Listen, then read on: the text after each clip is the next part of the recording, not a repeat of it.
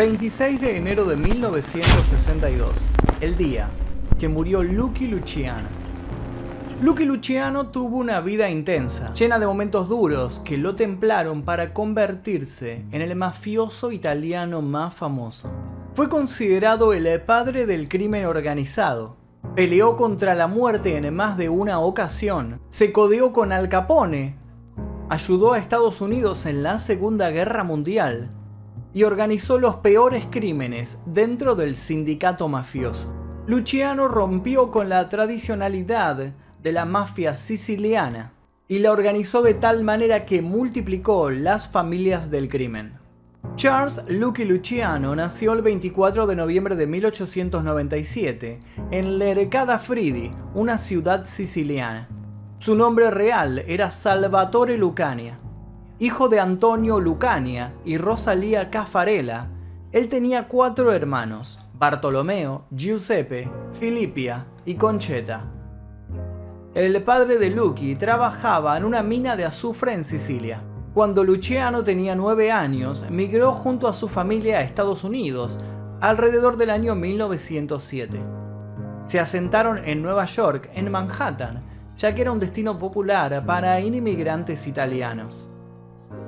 A los 14 años, Luciano dejó la escuela por un trabajo de entrega de sombrero. Ganaba $7 semanales, pero luego de haber ganado en un juego de dados $244, definitivamente dejó el primer trabajo y comenzó a conquistar la calle.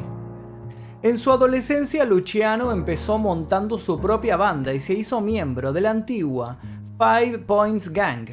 Luciano les ofrecía protección a los judíos jóvenes frente a las bandas italianas e irlandesas que los acechaban por 10 céntimos a la semana.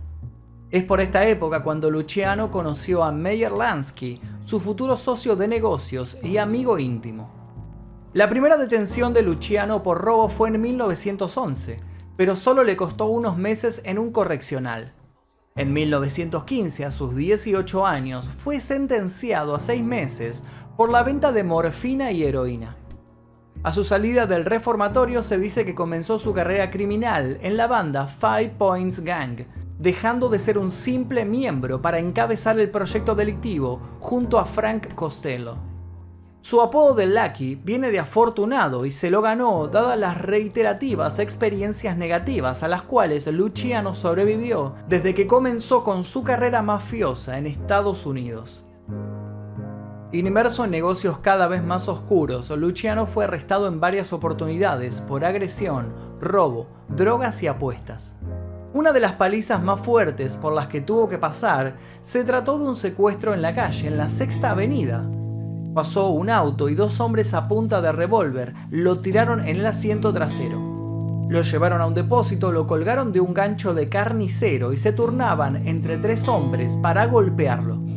Completamente desfigurado, magullado, ensangrentado, sin poder ver de los golpes recibidos, los matones creyeron que le quedaba poco tiempo de vida y decidieron descolgarlo y tirarlo en Nueva York, cerca del puerto. Pero lamentablemente para ellos, sobrevivió. Luego hubo otros acontecimientos, como un corte importante en la garganta por un rechazo a trabajar para otro jefe.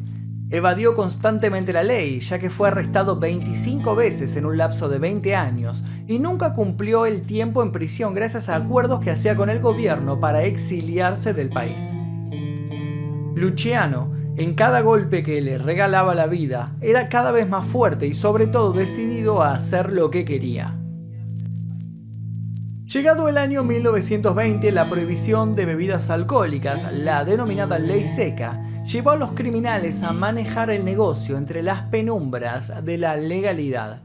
Para ese entonces, Luciano ya era conocido en varios sectores de la mafia y se codeaba con Frank Costello y Vito Genovese. Con ellos, bajo el mando de Arnold "The Brain" Rothstein, otro hombre de negocios, jugador y apostador, comenzaron con el contrabando de alcohol. Para Luciano, Arnold se había convertido en su mentor, ya que le permitió tener un acercamiento a la vida de la alta clase social y le enseñó a moverse en ella. Y es de la mano de Rothstein que Luciano termina conociendo al gran Al Capone. Haciendo un paréntesis en la historia, dentro de este canal El Día Que tienen un video especial dedicado a la vida y también a la muerte, obviamente, de Al Capone. Así que si quieren conocer más de otro gran capo mafia, vayan a verlo luego de terminar este video. Junto a Joe Adonis, otra figura del crimen organizado, Luciano comenzó con su propio negocio de prostitución, que para 1925 ya era un experto en el tema. Controlaba la mayoría de las prostitutas con sede en Manhattan. Utilizaba la narcoprostitución, lo que implica que las volvía adictas a la heroína y les pagaba con droga. Este negocio le dejaba unos 12 millones de dólares anuales, de los cuales solo 4 millones le quedaban disponibles, luego de descontar los costos de sobornos políticos y la policía. Estamos hablando de que Luciano, para ese momento, ya era un millonario. A este negocio de la prostitución se le sumó en paralelo el negocio ilegal del juego y el del contrabando de alcohol. Con este último ya había logrado conexiones que pasaban los límites de Estados Unidos. Escocia, Canadá y el Caribe lo abastecían de las bebidas más solicitadas. En pos de un constante ascenso en el poderío de la mafia, Luciano se unió al más poderoso de Nueva York en aquel momento, Joe Masseria y su banda. Joe the Boss, como le decían, no era una persona capacitada ni educada, pero su manejo era del tipo tradicional, bajo los ideales de honor, respeto y dignidad. Estos jefes tradicionales habían comenzado sus carreras criminales en Italia, por lo que solo aceptaban trabajar con hombres con raíces en su propio país, incluso preferentemente del pueblo siciliano. En contrapartida, Luciano era un joven turco. Turco le decían por su relación con la mafia judía, especialmente por su cercanía a Meyer Lansky, ya que para ese entonces Palestina era parte del Imperio Otomano. Lansky pertenecía a un grupo de los nuevos mafiosos que tenían intenciones de producir un cambio radical en el orden tradicional establecido. Luciano pensaba que si había dinero para ganar, no era importante la cultura a la cual pertenecía tu socio. Luciano consideraba, al igual que los jóvenes turcos, que este conservadurismo con el que ordenaban los jefes de las bandas tradicionales los empobrecía y dejaba fuera de grandes ganancias. Él quería crear un gran sindicato del crimen, en el que hombres de cualquier nacionalidad pudieran unir sus recursos y contribuir para que todos se llevaran su tajada. En octubre de 1929, Luciano fue obligado a entrar en una limusina. Lo golpearon y le dejaron una marca en el rostro con una navaja, un ojo colgando, y lo abandonaron en una playa de Staten Island. En aquel momento Luciano no quiso decir a la policía quiénes habían sido. Recién en 1953 le contó a un entrevistador que había sido la misma policía. Pero también se dijo que Maranzano, un capo mafioso enemigo de Masseria, fue quien ordenó el ataque. Este hecho sacudió a Lucky Luciano y le hizo ver que estaba en el bando equivocado. Y así fue como en 1931 él decidió eliminar a Masseria. Hizo un trato secreto con Maranzano y organizaron la muerte de Joe the Boss a cambio de convertirse en el segundo al mando de Maranzano. Luego de que 4 pistoleros conocidos asesinaran en el restaurante Coney Island a Masseria y sus 2 hombres que lo acompañaban, Luciano asumió el poder en esta banda y en paralelo se convirtió en el teniente de Maranzano. Al desaparecer de escena Masseria, su nuevo jefe dividió a todas las bandas ítalo-estadounidenses de Nueva York en 5 familias. Las otras 4 estaban encabezadas por el propio Maranzano, Profaci, Gagliano y Mangano. Maranzano hizo una promesa: todas las familias serían iguales y libres de hacer dinero. Sin embargo, se autoproclamó jefe de jefes, o capo di tutti il capi, el absoluto jefe del crimen organizado de Estados Unidos. Y eso significó que cada capo de las otras familias debía compartir los beneficios con él. Luciano parecía aceptar estos cambios, pero dentro de sus ideales sabía que Maranzano era más avaro que Masseria. Luciano tenía el presentimiento de que Maranzano planeaba asesinarlo, ya que para este la única manera de mantenerse en el poder era quitando de su lado a quienes podrían arrebatárselo. La conocida como la Noche de las Vísperas Sicilianas fue el desenlace de este presentimiento de Luciano. En septiembre de 1931, Maranzano contrató al gángster irlandés Vincenzo Mad Dog Cole para matar a Luciano. Y otra vez su apodo Lucky se puso en evidencia, ya que pudo sortear la situación. Luciano se enteró de lo que iba a suceder por medio de Lucchese. Maranzano situó en su oficina de Manhattan a Genovese y a su víctima, Luciano. Este, ya sabiendo del asunto, consigue a dos judíos gángsters desconocidos para Maranzano, los viste de policía y desarman a sus guardaespaldas. Lucchese señala a otros dos sicarios del Capo di Tutti il Capi y lo terminan apuñalando reiteradas veces antes de dispararle. Una vez muerto Maranzano, Luciano se convirtió en el más poderoso jefe del crimen organizado de los Estados Unidos. Tenía su propia familia criminal, que contaba con los propios negocios lucrativos de toda la zona de Nueva York, como el juego ilegal, la usura, las apuestas, la extorsión y el tráfico de drogas. Luciano dejó de lado el título de jefe de jefes, ya que consideraba que eso significaba estar en una posición que le traería problemas entre las familias y se convertiría en un objetivo claro para aquel que anhelara tener ese poder. En base a eso creó una comisión con los más importantes jefes de la mafia norteamericana, obviamente con él a la cabeza. De esta manera controlaba a las familias de una forma más discreta y realizaba alianzas con otros jefes de familias criminales. En marzo de 1936, Luciano recibió el dato de que iba a ser arrestado por proxeneta y huyó a Hot Springs, Arkansas. Esa vez no hubo soborno ni suerte que lo salvara.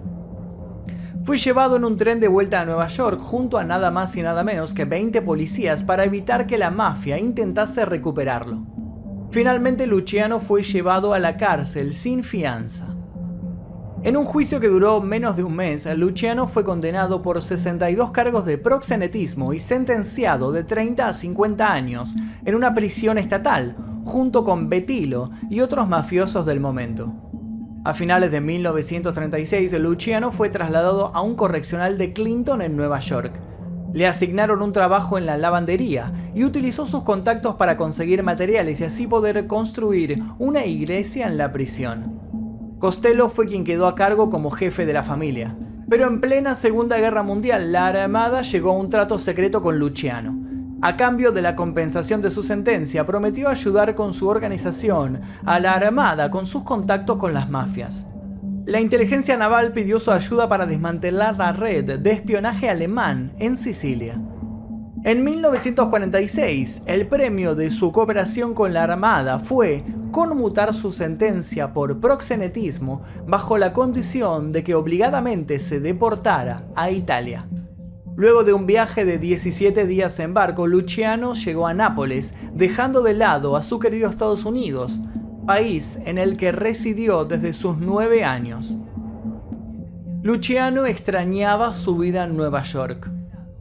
En Italia era reconocido como si fuese una estrella de Hollywood, no podía pasar desapercibido, además de estar constantemente perseguido por la policía. Pero eso no fue un obstáculo para que llevara a cabo una red de importación de heroína desde el norte de África, a través de Italia y Cuba, hacia los Estados Unidos y Canadá. Pero poco a poco los negocios de Luciano comenzaron a caer. Paralelamente al mejor estilo de Al Capone, Luciano se asesoró con el productor americano Ghost para ver la posibilidad de filmar una película de su vida, incluso pensó en hacer sus memorias. El 26 de enero de 1962, cuando Luciano fue a recibir a Ghosh al aeropuerto de Nápoles, cayó al suelo por un ataque cardíaco y murió al instante. Acudieron más de 300 personas a su funeral en Nápoles. Su cuerpo fue llevado por las calles en un coche fúnebre negro tirado por caballos.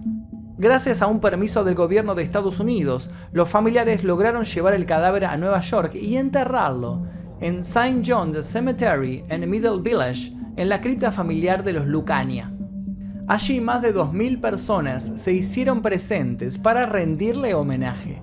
En cuanto a su muerte, según Ghost, parecía estar bajo los efectos de alguna droga, otros dicen que estaba envenenado. De todos modos, en el acta de defunción la causa oficial sigue siendo muerte por infarto.